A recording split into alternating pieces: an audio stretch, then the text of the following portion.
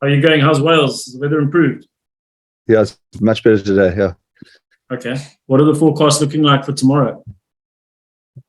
If you ask Gareth Roy, it'd be torrential, but it's just 0.3 milliliters, which is what an amoeba spin class of sweat. I don't know, but it looks all right. Doesn't look too bad. Okay, nothing you can handle. Doro, just on the team selection, obviously there's 7 changes. Just going through them. Great to have Zas back. And then the names are, I think it's Dan, Paul, Chiva, Nama, Marvin. I mean, all good players, plus some decent players on the bench too. Yeah, and we don't really want to make more than 7 changes. But we'd sort of planned around this for this game. Thrilled to have Zassi back.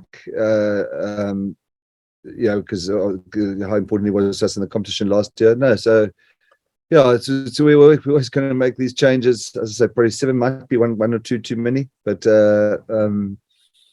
a really good squad that we've got a lot of confidence in.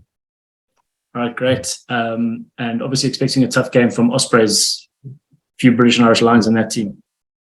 Yeah, you did right. A few British and Irish Lions returning. A team that probably identified this game. If you look at what happened, the tune they chose for Ulster, the team that giving us a win, going for us for a win.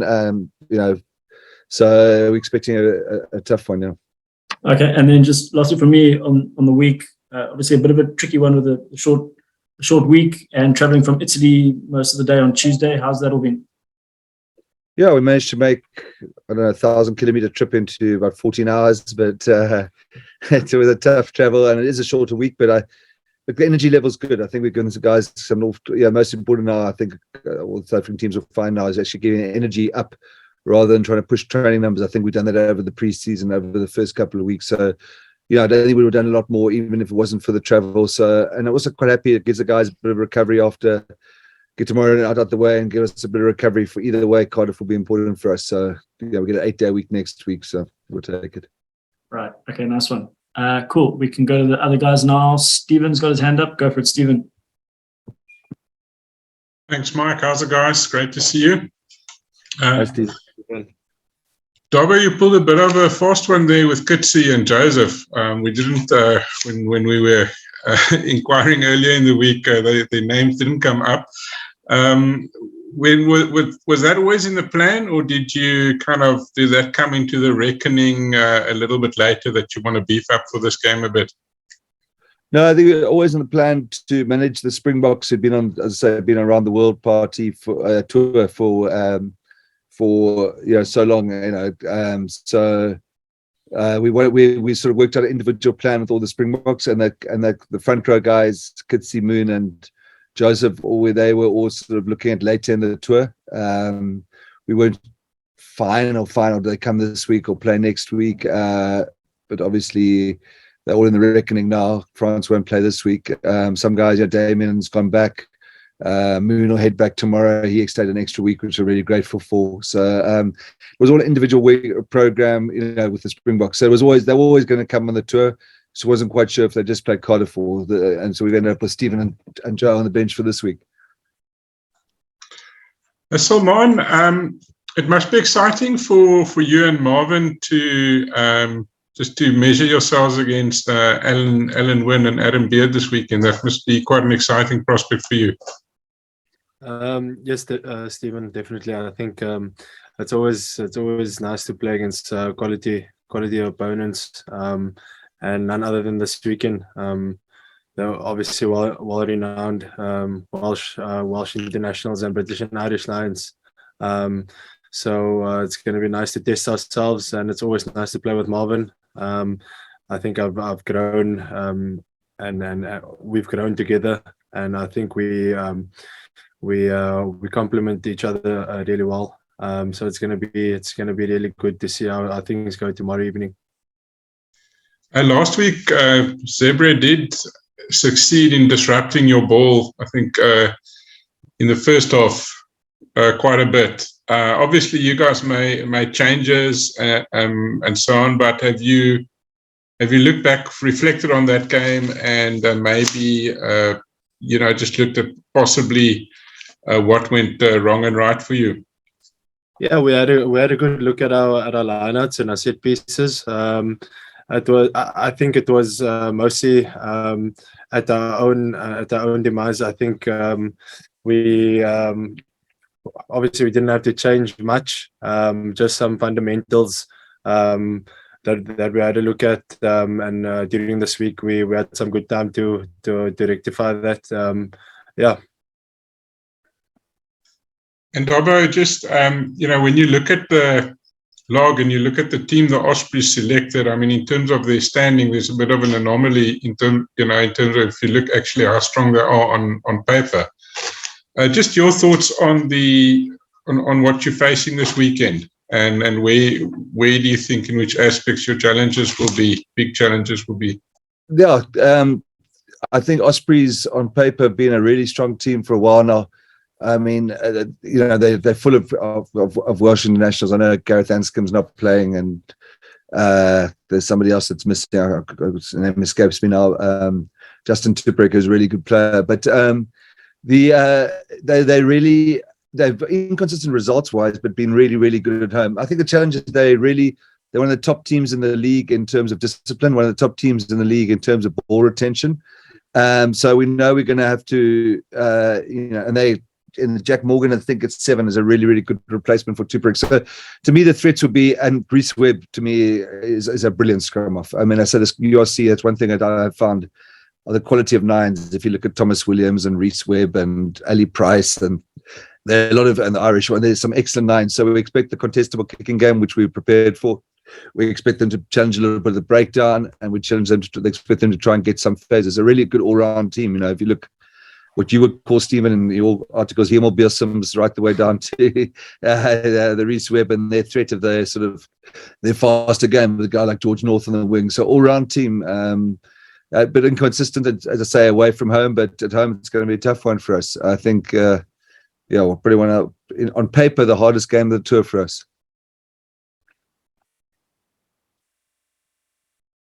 Thanks, guys. Thanks. Nice one, Stephen. We got Nathan, 2 questions. Gogela is next. Good day, gentlemen. Dobbo, can you just talk us through the reasoning behind having a 6-2 split on the bench? Was this based on how you want to play, or was it based on how you're looking to counter the Ospreys attack? No, I think it's part of us now. I think there's one game where we had an injury situation certainly since, and I might get this wrong, but certainly since, for the past year, I think there's one game where we've been 5-3. We like, and I think it's paid off for us in terms of our pack has got a good reputation. We got some backs who can cover multiple positions, which allows us to do it. So Godlin, Portervet, both very comfortable on the wing. A guy like Sasha's comfortable probably from 10 through 15.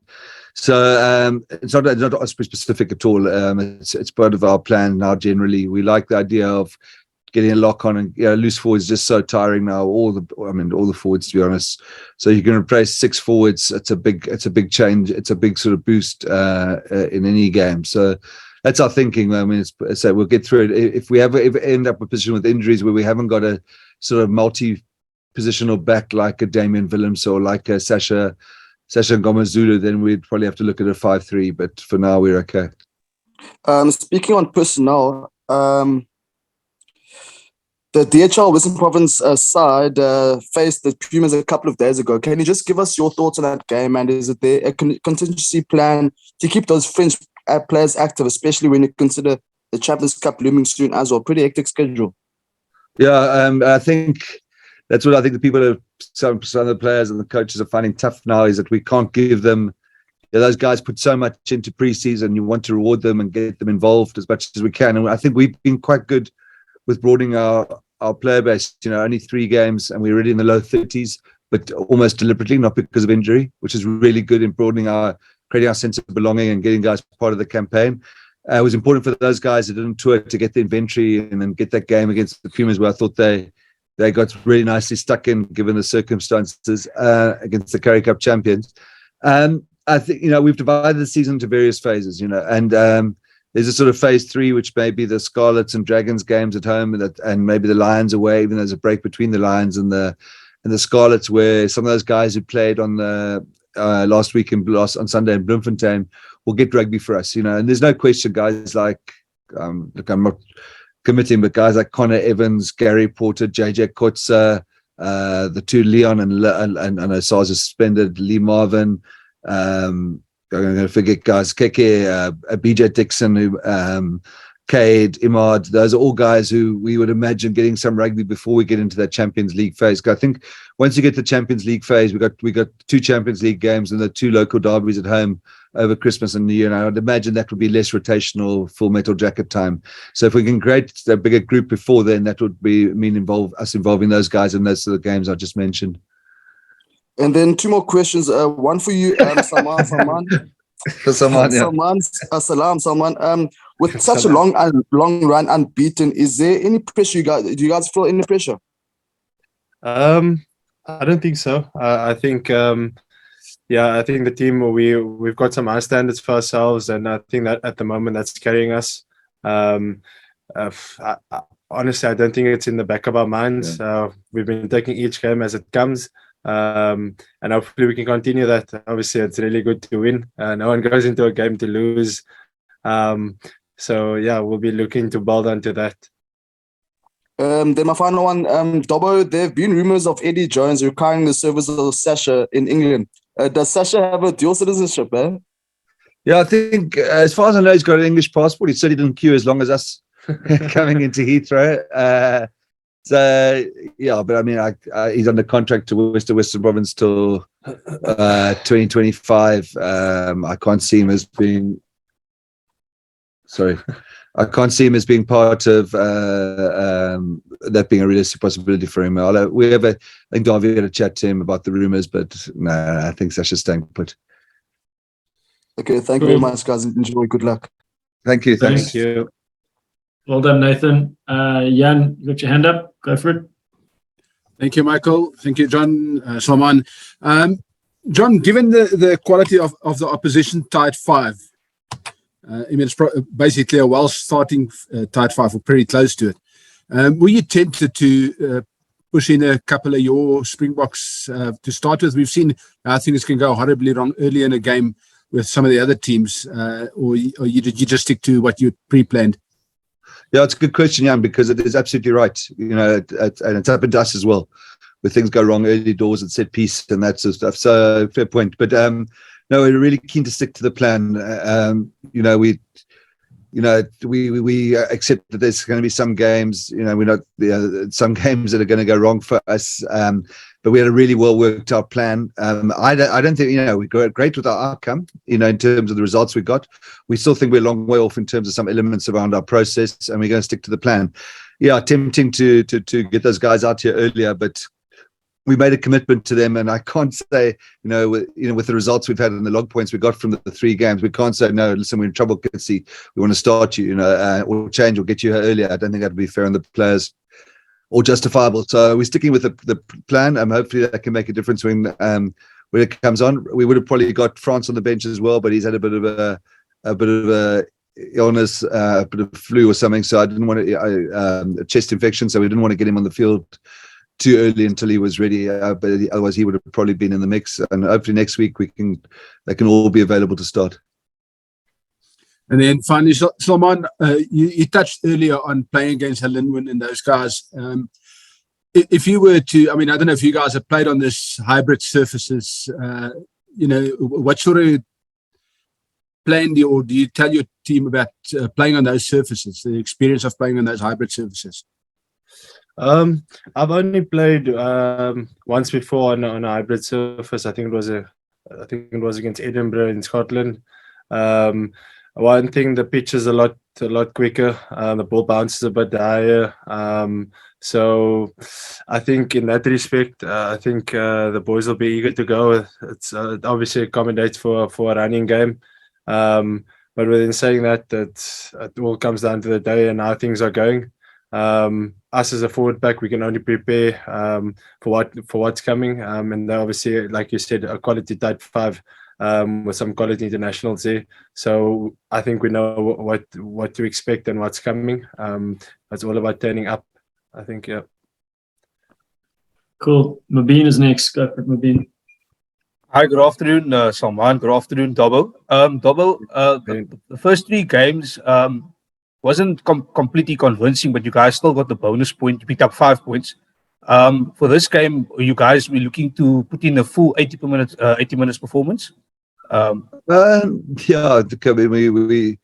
we want to obviously want to do that every game. We were, you know, there are some things we need to improve on, which we have, like our discipline. I told us much better last week. Unfortunately, last week we went for a plan which wasn't very seductive to the rugby public in trying to focus on our defence like we did, and I think the players executed that. Yeah, it was probably our best performance last week in terms of us sticking to our plan. We have had a discussion this week. We would like to fire some more shots on attack than we did this week. Yeah, this week than last week. As I say, I think the players stuck to the plan very well, and were much better disciplined.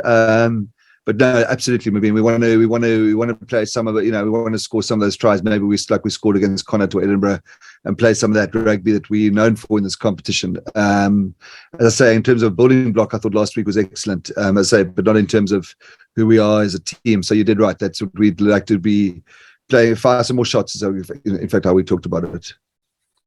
Just Dobbo, just on selection, Sasha Guamazulu, he obviously had an excellent performance last weekend. I understand your planning and the thinking. That's probably rotational this week. Were you guys not tempted to start him again, since Damien left as well?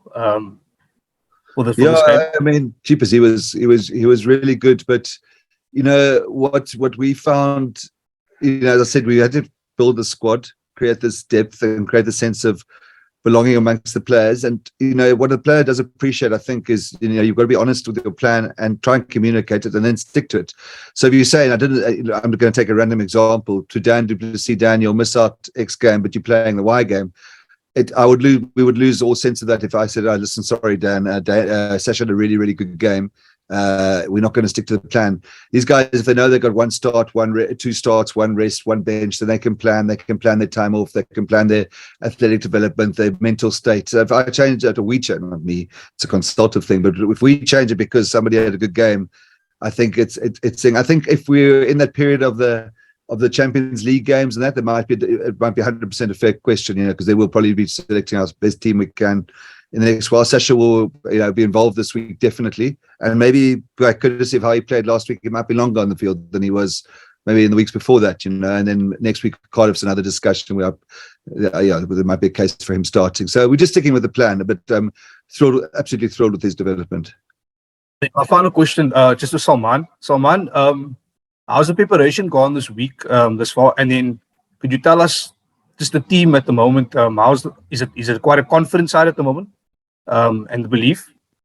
I think we've had a very good week so far. The Dobbo mentioned earlier about energy. I think we're slowly starting to build it. Obviously, it's a lot shorter week, but I thought we had some good preparation the first couple of days. I had a good rest day yesterday. We had a detailed session with some of the Springboks coming through, but other than that, I thought it was a very good week. The guys are generally very excited. I think there's a good feel within the squad.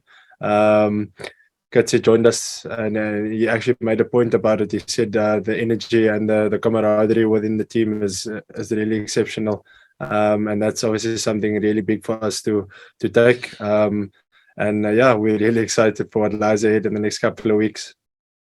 Thanks, guys. Good luck. Thank you. Nice one. Okay, Sabu, let's go for it. How's it, everybody? Thanks, Mike. Question for Dobbo. Links again for one of your players have surfaced, this time Stephen Kitsoff, one of your captains. How difficult is it to, play in this competition and do well and then have to fend off interest for your players? How do you deal with it? And how strong are those links by these overseas papers for Kitsoff to Ulster? And my question for Salmaan is just how difficult is it to keep, the group together when you lose key players or are at the threat of losing key players, as one of the leaders of the team? Every year, do you have to sort of put an emphasis on kind of rebuilding the camaraderie and the spirit in the team because you lose characters maybe like Warkhalant and and now Kitsoff is being linked with the move?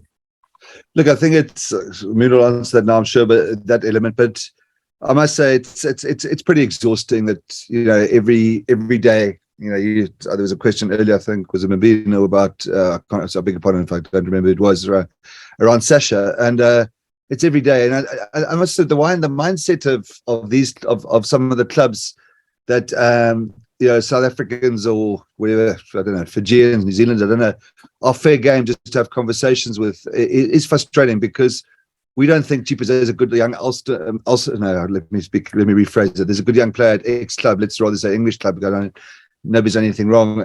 There's a good young player at Bath. We're going to start chatting to him. We try and look after our own and bring through our own, and we just got to. Seems like we're on the back foot a lot of the time, fending off, especially if you do well. And we saw the case in point, like you raised with Warwick Galant. It's just, it's we focus wholly on developing our players. I think we're not the only South African union, but I think all the teams are. But then once we do that successfully, we have to then deal with approaches from elsewhere.